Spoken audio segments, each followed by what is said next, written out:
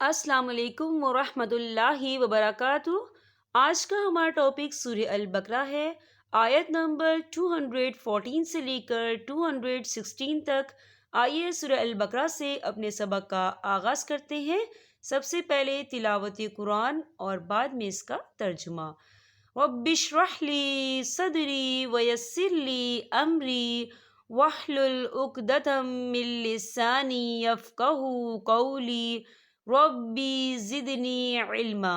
اللہم ارنا الحق حقا وارزقنا اتباعہ وارنا الباطل باطلا وارزقنا اجتنابہ۔ اعوذ باللہ من الشیطان الرجیم، بسم اللہ الرحمن الرحیم۔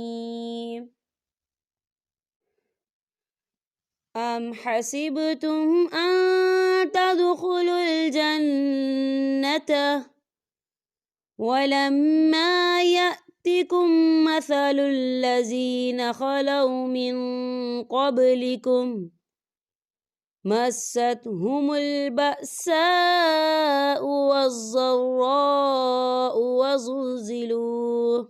وزلزلوا حتى يقول الرسول والذين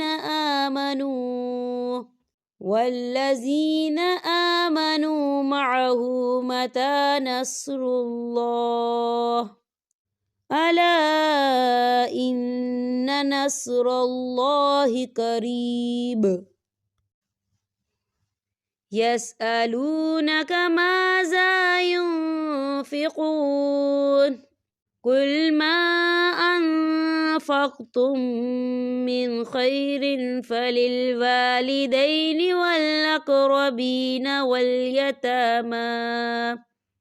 واليتامى والمساكين وابن السبيل وما تفعلوا من خير فإن الله به عليم۔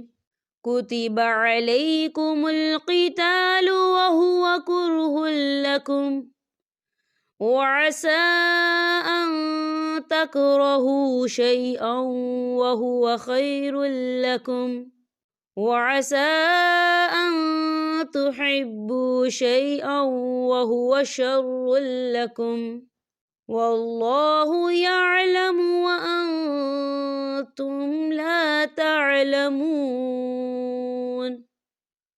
ترجمہ۔ کیا تم یہ گمان کیے بیٹھے ہو کہ جنت میں چلے جاؤ گے، حالانکہ اب تک تم پر وہ حالات نہیں آئے جو تم سے اگلے لوگوں پر آئے تھے۔ انہیں بیماریاں اور مصیبتیں پہنچی اور وہ یہاں تک کہ جھنجھوڑے گئے کہ رسول اور اس کے ساتھ کے ایمان والے کہنے لگے کہ اللہ کی مدد کب آئے گی؟ سن رکھو کہ اللہ کی مدد قریب ہی ہے۔ آپ سے پوچھتے ہیں کہ وہ کیا خرچ کریں؟